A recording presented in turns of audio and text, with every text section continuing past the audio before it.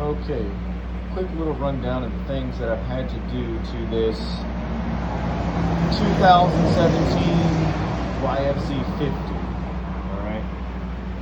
After reading a lot of stuff online, forums, talking to people, apparently a lot of people don't like these things, and I'm gonna have to agree because it's been nothing but problems. Some of those were because it was used prior to, and some of them have been the same issues I've found with what other people have done. So when I first bought it, went and looked at it, picked it up from the guy for my kid, and it started right up, it idled, and we drove it around, it's fine, no big deal. I was like, cool, thanks. Got home, rode it for about 15 minutes, and it started dumping fuel out the car over and over again. I cleaned it, I took it out, did all that right, and just kept doing it. So I ordered a all-ball rebuild kit, rebuilt the car. Okay, same idea, same problem. Okay, well, come to find out, they let the gas sit in here, and unfortunately this thing has a metal tank on it. Metal tank. And I don't know if you can hear that, but so it corroded, and so I had to do a 3-step process to clean it and then line it, which I did, paint in the rear.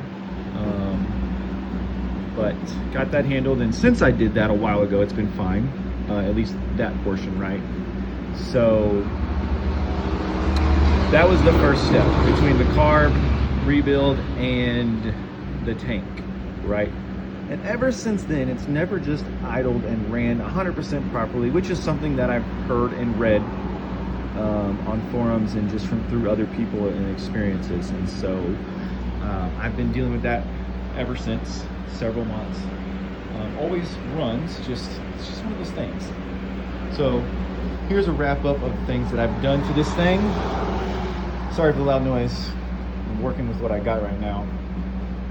But just kind of want to give an overview of my experience with this machine in hopes that other people can have questions or figure it out, right? So 2017 YFZ 50, right? Just told y'all about the gas tank issues that I had.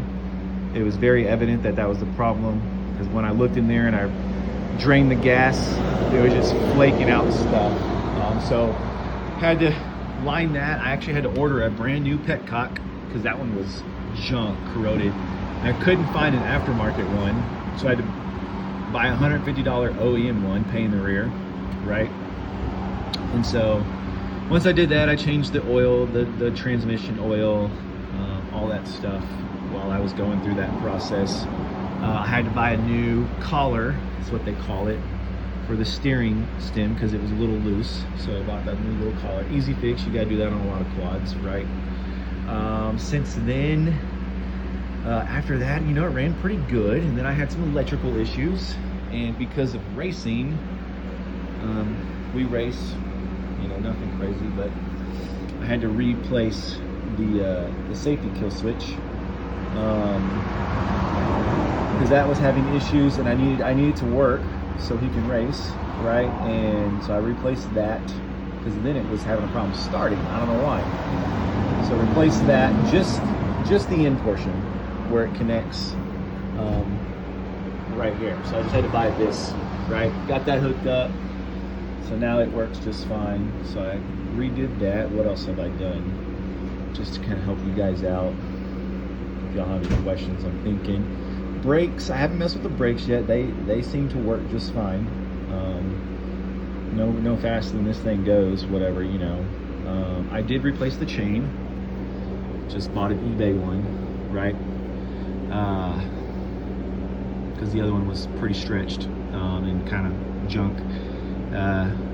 Usually you're supposed to replace the sprockets and the chain together, but this was 15 bucks.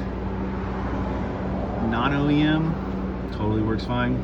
Could not find front and rear sprockets on eBay or anywhere else, and maybe I suck at looking, but whatever. Couldn't find them, and I was like, I'm not paying OEM prices to replace those because they were quite expensive for this little machine. And no more than fast he goes and is crazy, he's not really crazy on it. I mean, how can you be? So I was like, whatever, I'm not replacing those, just replace the chain. It rolls much better, I've noticed, since doing that, right? I've greased it up in the spots that it needs greased. Let's see what I did. With the air filter, I replaced the air filter. I put a twin air filter in there. The old one was junk, and I guess twin is better for this machine, whatever, you know. Put a light in. It's just an eBay light, 20 bucks, literally just direct connects right onto the battery. I don't have it hooked up right now. I did, but I had to replace the battery. The battery finally died on it. Actually this past month, or September, whatever, it's October now. Replaced the battery in there. Just bought one on eBay or Rocky Mountain, one of the two, I can't remember now. Just replaced that. It needed, that was the problem I found. So I didn't hook up the lights just yet because we won't be using them for a little while, right? When I bought the machine, the little mods were already done as far as like the taking out the little chip over here or whatever it is, so that was already done for me, right? Didn't have to worry about that.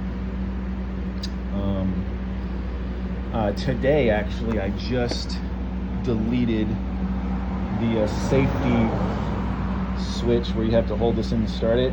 I just deleted that. Super easy. So now he can actually start it because he had such trouble. Sorry about that. He had trouble holding this in and trying to start it. Hold up, buddy. He had trouble with that, so I'm trying to figure that out, you know. But deleted that, so that was easy to fix. What else have I done to this little thing? The car. Oh, I did the I did the AIS delete. So the air induction system usually is right here in a little box up there. And so what I did is I ordered the 6 Sigma one, and you got that block off plate right here that they send you, and then you cap that off because that's where the air induction system was going in, right? So got rid of that, and today was the first day that I messed with the carb and adjusted it. I actually had to buy a new carb, unfortunately.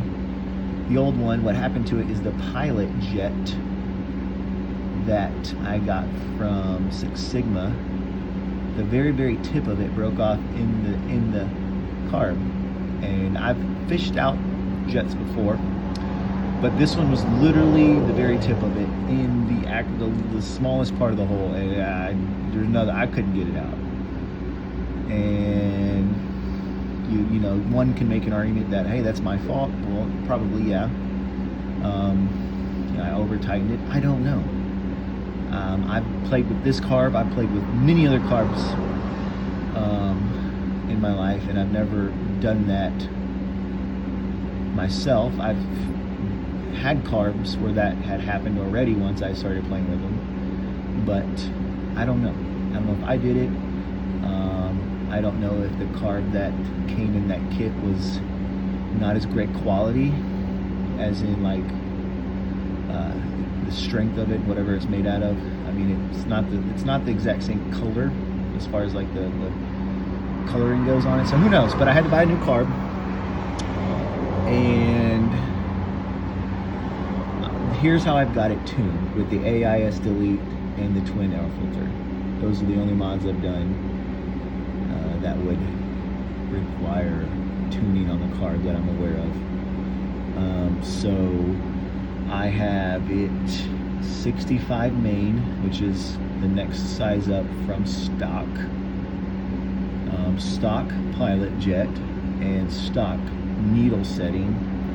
And then I put the fuel mixer screw 1 1/4 turn out, and check the plug. The plug looks good. I mean, just ever so slightly on the rich side, which is not bad. So right now we're gonna roll with that because I've had so many issues with tuning it and whatnot.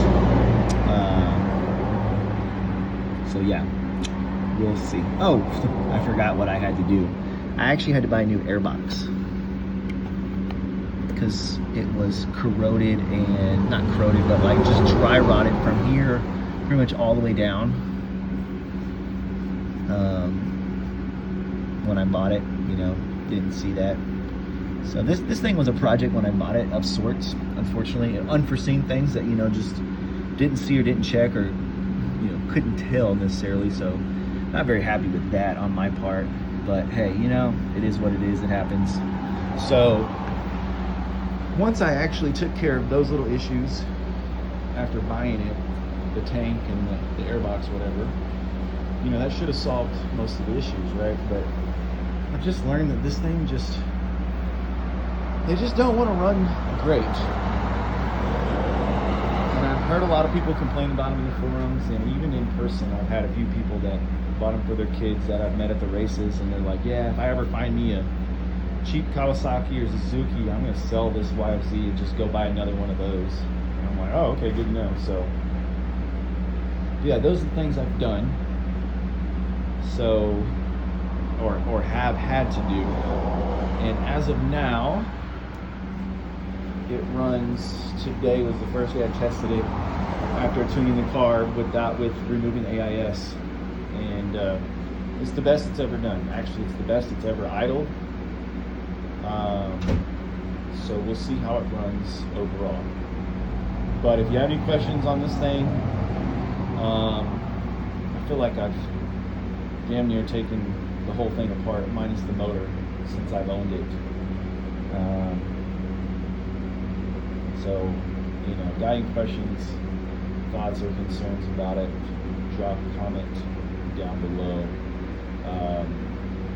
Hopefully this video helps the next person in any problems that they have. Or if you are watching this and you're like, hey, what quad should I buy for my kid to get him started?